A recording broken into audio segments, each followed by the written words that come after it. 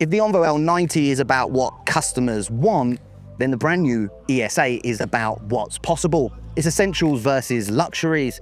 It's bigger, smarter, and more premium. This is a quick look at the brand new NIO ES8. I'm Will, and this is China Driven. Okay, bit of a different video, kind of like a vlog, I guess, because my cameraman isn't here, so I'm doing this by myself. So what I thought I'd do is just give 8 points of the brand new ES8 that I think are important, and we'll do a full in-depth video like we normally do when it's time to drive this thing. Okay, so I've seen the launch of the ES8. I'm back in the hotel kind of putting the video together now. So now I know the price, well, at least the pre-sale price. The 6 and 7-seater are both gonna have the same price, 416,800 RMB, which is around about 58,000 US dollars. But if you get BAAS, where you can rent the battery for a monthly fee, then you get a lower discounted price of 308,800 RMB, or around about $43,000. Pretty surprising pricing there, and maybe the pricing will still go down when it actually goes fully on sale, which is probably going to be NIO Day, which is rumored to be happening sometime in September, I think. The first thing is that this thing is massive. It's 5.28 meters long, it's over 2 meters wide, and 1.8 meters tall. This is China's largest all-electric SUV.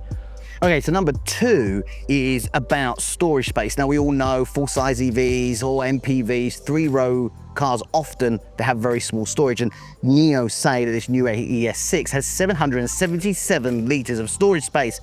That includes 547 liters here in the rear trunk. Okay, so here is 547 liters in the rear here. Now, you actually have more space down here. So there's about a really kind of deep area down here to store extra things. There's, for instance, like really large suitcases. You could also put this back in. And once it's up, then you have this much easier loading lip. You can drop the rear suspension here to make loading things in easier. You can also drop the 3rd row seats with just a push of a button, obviously, and that will give you around 1,500 liters. And they say later there's going to be a 7-seater, and that you'll be able to drop the 2nd row seats as well. And then in total, you'll have over 3,000 liters of storage space in here, which is kind of crazy. The other part of that storage where you might ask, well, Will, you said 777, but you only showed us 547 in the rear. That's because this has a huge front, 230 liters. Yeah, a little bit smaller than the Envo L90. There's a few different ways you can open it. You can knock on it like you do with the L90. You can wiggle your foot underneath in order to get a sensor to open it, like you might have seen something similar with kind of opening trunk hatches, or you can do it by just touching this logo here. And if you touch it, you get a kind of force feedback, like a kind of small vibration like you might get on your phone when you're typing. And then there you go, 230 liters. It's deeper. Well, it's not deeper than the Envo L90. The Envo L90 doesn't have this part kind of here. This sits flatter than the Envo L90, so you can't really use it as a seat, but it's a big front. And there is something in here that I just spied, which is actually something I complained about in the Envo L90, was there was no power outlet. But here in the front of the ES8, we do have a 12 volt, is it 12 volt power outlet? Yeah, 12 volt, 180 watt power outlet. So definitely a welcome addition, because I think that the Envo L90 kind of made a mistake not making the front powered in any way. Okay, I'm not going to spend too long on going over this interior, but the short notes are that this is based on the NIO ET9, NIO's top car. So, of course, it's very luxurious feeling here. You've got nice quilted leather seats. This leather, suppose, is North American Angus cow leather. So you've got wood elements going on and metal elements. You've got the fin display from the ET9. And generally, yeah, it's very luxurious in here. They say that with all the windows and how big they are, that you have a 270-degree kind of panoramic view in this car. And it definitely feels quite airy in here with how large the windows are, and also the roof as well. The luxury continues in the back. You have big old vanity mirrors if you want to sit here and do your makeup. There's of course a small screen down here to control different things in the car. There is a fridge inside here. Okay, point number 3 is that there are 3 zero gravity seats in here. There's 1 in the front and 2 in the rear. So what you can do is you can press a button. It's going to move that front seat out of the way and it's going to lay you down. You're wondering, well, how's it going to lay you down with those huge kind of wheels and the wheel arch in the way? That's because, as you see, I can move more into the center of the car like that. This armrest comes up and then you can be laying completely flat and get a lot more room in order to go backwards. Now, obviously, you can't really do this if there's somebody in the 3rd row, but I mean, this is the way to travel.